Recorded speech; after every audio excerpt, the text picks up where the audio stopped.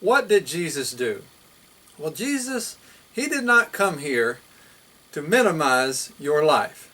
He came here to maximize it. And this is found in Matthew chapter 5, verses 38 through 41. Also, Jesus, he came here to show us the destructive nature of sin.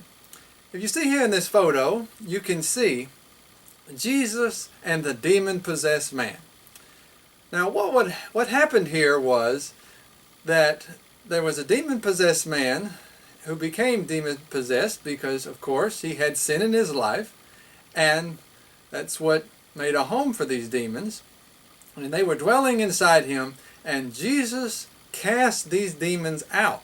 And when he cast these demons out, they ran as fast as they could run. And what they did was they jumped inside these pigs, and then these pigs ran into the river and drowned. That is how destructive sin is. Another thing about Jesus is that Jesus loved children just as much as the children loved Jesus. Now, how was this possible? It's because the children had a pure heart. And so did Jesus. They both had a pure heart, the children and Jesus. And that is because, if we look at it, an example of that, children, if they have an argument, they can get over it within about 10 minutes, sometimes. Most of the time, kids can get over a disagreement against each other. But when adults have a disagreement, they may never speak to each other again. That is an example of having a pure heart, a more forgiving heart, a more loving heart, more friendly heart, a more heart that's open to others. That's what Jesus was all about. He had a heart that was open to the needs of others. But what is some other things that Jesus did? Well, one time he was in a field with his apostles. And his apostles there was some grain in the field, and his apostles were shifting through that grain and eating the grains on the Sabbath day. Now, this made the religious authorities, the religious rulers, very angry, because they saw it as if Jesus was letting his apostles harvest on the Sabbath day. And they didn't like that. So they go up to Jesus and they tell him why they are mad at him. And Jesus, you can see here, just kind of walks away and leaves these religious rulers standing there mad in the field. He also, another time, he grabbed a whip inside the temple and he drove out the money changers, and he said that God's house is not a place of business and profit, and it's a place of worship to God. And that's why he drove these money changers out of the temple. Another time, he saw some fishermen, and they had a boat. So he went up to the fishermen and asked them if he could borrow his boat, their boat, so that he could use it as a pulpit. Now I don't know how many preachers do that nowadays, but it sure makes for an interesting situation, preaching from a boat. I've never seen it done, but Jesus did it. He preached from a boat. Jesus, he told parables and he did miracles. Told parables, did miracles. He was also very concerned about other people. He would comfort them, he would help them, he would heal them, and he did everything he could to help other people, not only physically, but also spiritually. He wanted them to understand and to do the will of God. That was his whole purpose, was to teach them about God. Also, he made a rich man very sad one time. Another time, he was walking down the road, and he looked up in a tree, and Zacchaeus was in that tree. A man named Zacchaeus. He was in the tree, and he said, "Zacchaeus, you come down from there." And when Jesus was a young boy, the teachers inside the temple were very impressed. Now, keep in mind, these are the teachers that are inside the temple. These are very knowledgeable men. These are probably the best teachers around if they're inside the temple. But they were very impressed by what Jesus had to say. Perhaps these religious teachers must have thought that he learned all this by, maybe he was influenced by his imagination about God, God's will, God's word, and about heaven. He was telling them all about this. How did Jesus know about this? He knew about it because Jesus knew God. He was with God when the world was created, and he was in heaven with God, and then he came down to earth, before he came down to earth. So Jesus knew God, Jesus knew God's will, and Jesus knew, if you know God and you know his will, you know everything about God's word. And since he had been in heaven, he knew all about heaven. And these religious leaders were hearing this, and they were probably thinking that it was the imagination of a child.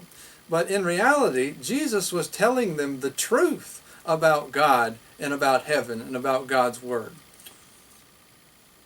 It's sometimes people think that Christians nowadays are just using their imagination. But in reality, it's the truth. It's not imaginary. There's so much in our world today that shows us about Jesus and God and the things they did together and the things they created together that is proof, is evidence that these things exist, and we can believe and trust in them because of what we can see and because of what we can do and because of what God can do. But in Luke chapter 2 and verse 52, it says that Jesus grew. He grew in several different ways. He grew in wisdom, he grew in knowledge, and he grew in stature with both God and man.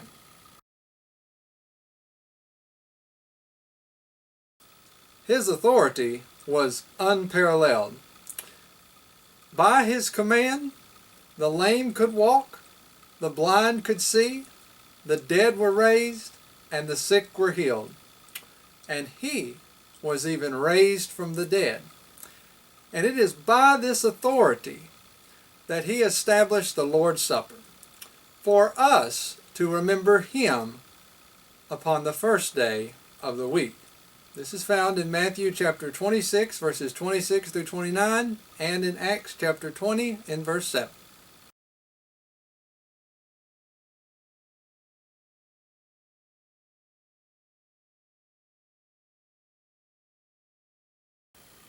What about the crucifixion of Jesus Christ? For more information on this subject, please visit the video called The World's Worst Crime contained on this channel. So what do we know about the crucifixion of Jesus Christ?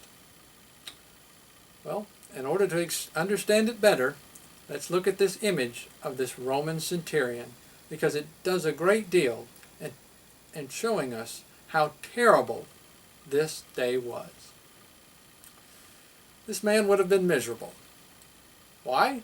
Because he was a Roman centurion. And as a Roman centurion, he was a man of honor and of dignity. In service to the greatest empire that the world had ever known.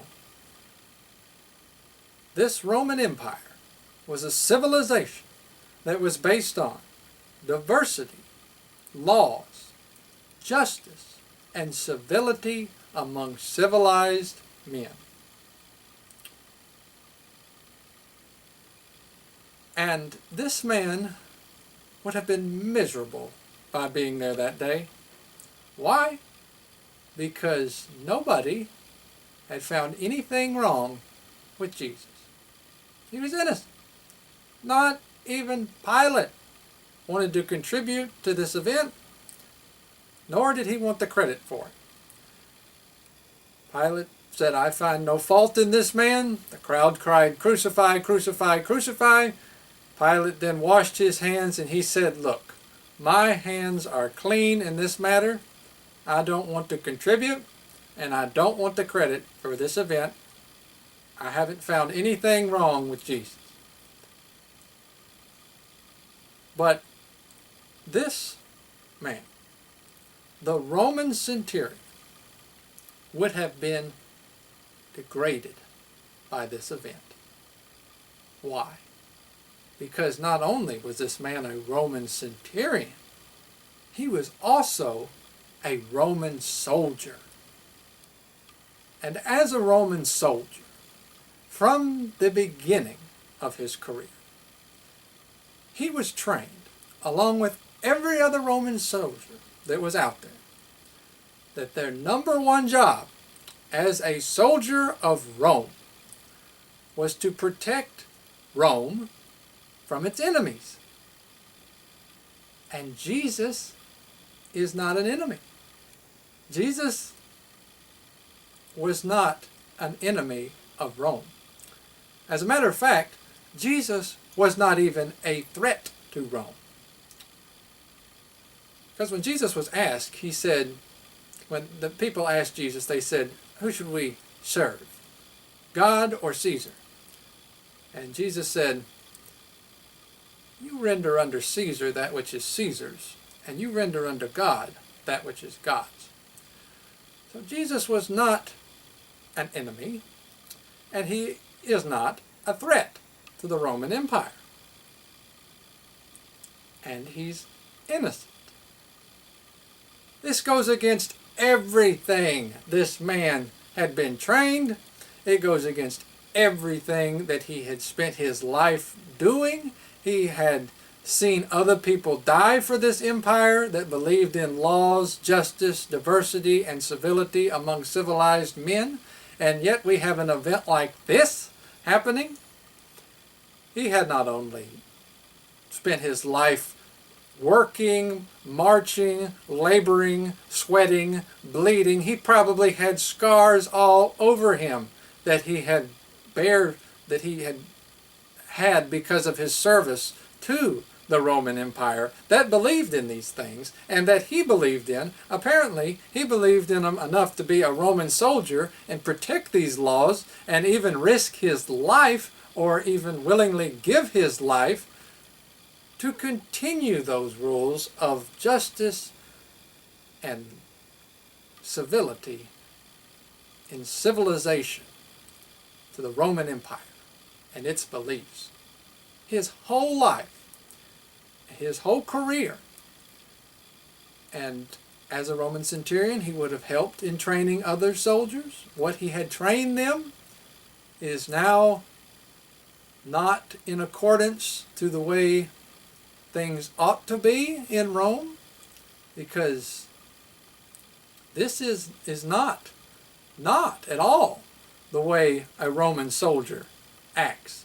And as a centurion, it is not an honorable event, and I'm sure that he felt his dignity had been jeopardized by taking part in such a tragic, awful, unjust event. But what's the point? What is the point of the crucifixion of Jesus Christ? The point is that Jesus, he died for you. Jesus died for you. And in Galatians chapters 5 and verse 6 through 9, Galatians 5, 6 through 9, it says, and that while we were yet sinners, Christ died for us. While we were yet sinners, Christ died. Even though he was innocent. So what's the main thing, or another thing we can take away from this? And this is something that's very important. It's a very important point, and it's something you need to think about often. And from the life of Jesus, we can understand, and we know, that Jesus was the most important person to ever walk on the earth. The most important person to ever set foot on the earth. And what he says matters. Why does it matter? There was an ark. It was called the Ark of the Covenant. And that ark contained only a part of God's Word. And because of that ark knocked down the entire wall of Jericho. The walls of Jericho fell to only a part of God's Word. So just imagine what all of God's Word can do if it's living inside of you.